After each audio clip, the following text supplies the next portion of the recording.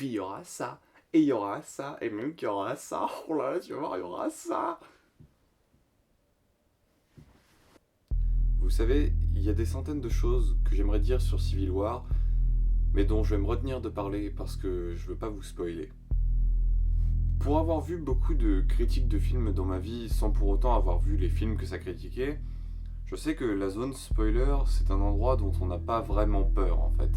C'est un endroit dans lequel on rentre, soit par paresse ou parce qu'on est blasé et qu'on se dit que rien ne pourra plus nous surprendre. Alors aujourd'hui, je vais faire de mon mieux pour parler de ce film sans spoiler. Et c'est dur. Salut à tous, c'est moi le geek du samedi soir pour vous dire qu'aujourd'hui, on a eu une suite.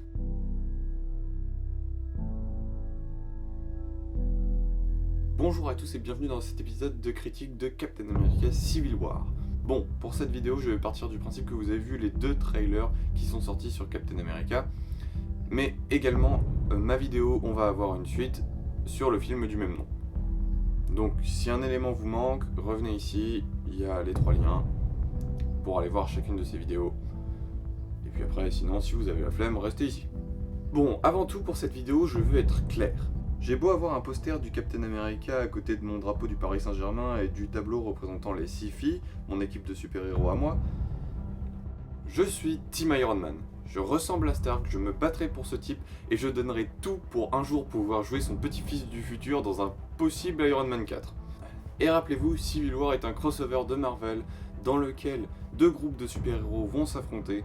L'un suivra Tony Stark qui appuie la décision du gouvernement de vouloir encadrer les super-héros, et l'autre, avec Captain America en leader, choisira la liberté d'action. L'énorme désaccord produit conduira à une guerre entre les super-héros. Cela dit, ça reste un arc où on a chacun le droit de choisir son camp, puisqu'il s'agit d'un combat entre gentils, et que du coup, chacun doit se faire sa propre idée. Et ne vous y trompez pas, je suis Team Iron Man, mais je pense 100 000 fois qu'il a tort. Mais j'ai confiance en lui, et ça c'est deux choses différentes. Je le comprends, je sais comment il peut réagir. C'est peut-être bizarre à dire, et je vais faire ça pendant toute la vidéo, mais ce personnage-là, je le connais. Même qu'à moins grande échelle, j'ai pu m'identifier à lui, parce que j'ai à peu près fait le même genre de conneries, mais que je gardais la même volonté, etc. Enfin, c'est un personnage qui m'a énormément inspiré. Et Iron Man est mon super-héros Marvel préféré. Et Robert Downey Jr. n'y est pas pour rien. Et voilà, durant tout ce film, j'ai dû vivre avec la sensation que celui que je suivais avait tort.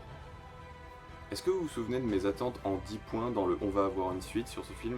Je les valide toutes, sauf une. Oui, il manque des méchants, oui, il manque des gentils, oui, cet arc est un pilier du scénario, oui, c'est un bouleversement sans précédent, et enfin, oui, ce film est centré sur le Captain. Et oui, il est mis en avant face à Stark.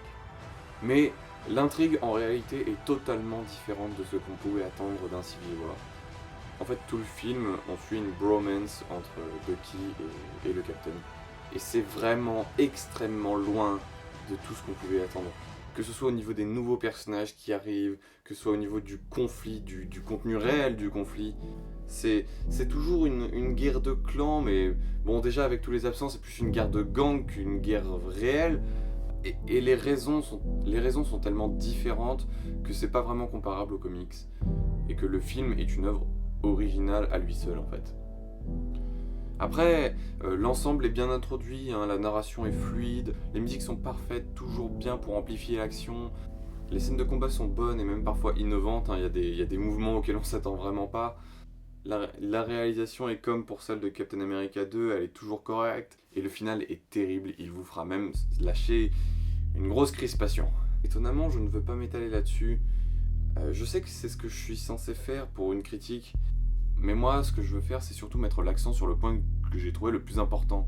Et là, je n'ai aucun Ben Affleck à soutenir, aucune critique à remettre en place, ou aucun quatrième mur à reconstruire. Là, même si les acteurs sont excellents, l'important c'est les faits et leurs conséquences. Alors, dommage, oui, qu'avec Disney, la réalisation ne soit pas libre, que la narration non plus, mais mon plus grand dommage, et heureusement qu'il est là, parce que ça veut dire que le film a été bien fait, c'est dommage qu'on en soit arrivé là.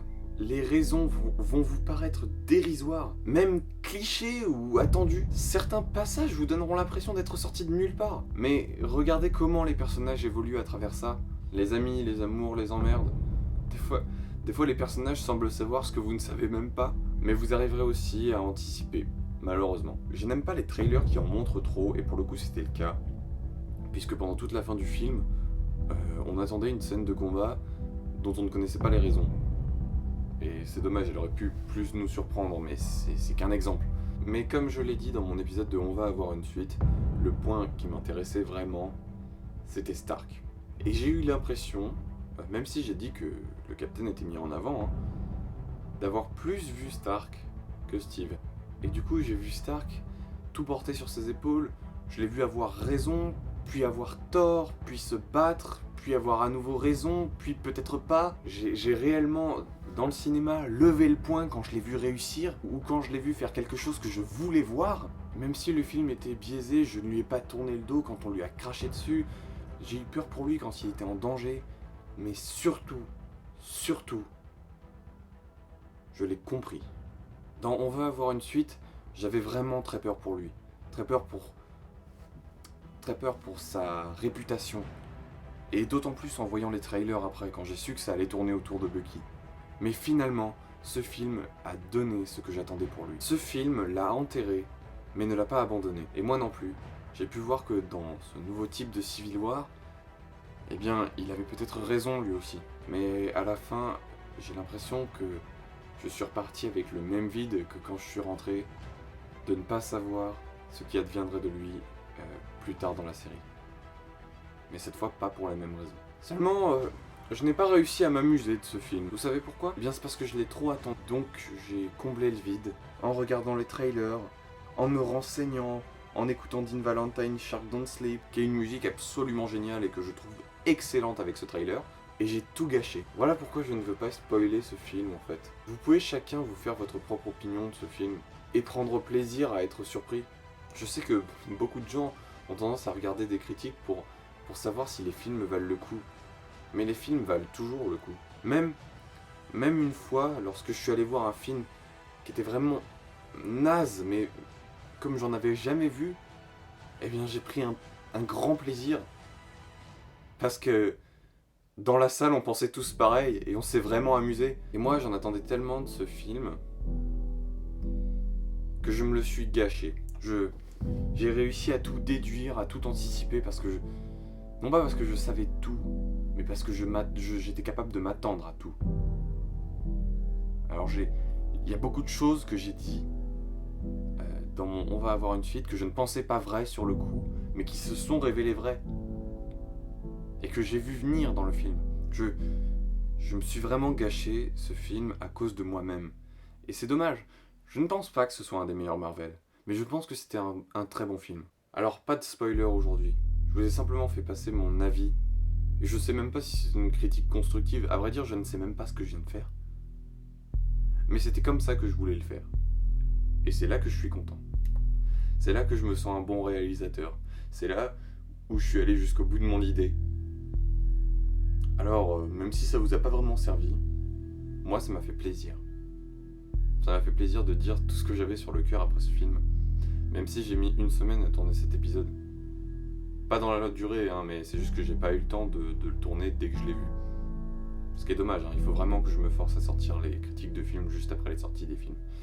Bon, on le savait déjà, mais moi qui suis allé voir ce film, je peux vous le dire. Maintenant avec Captain America Civil War, on va avoir une suite.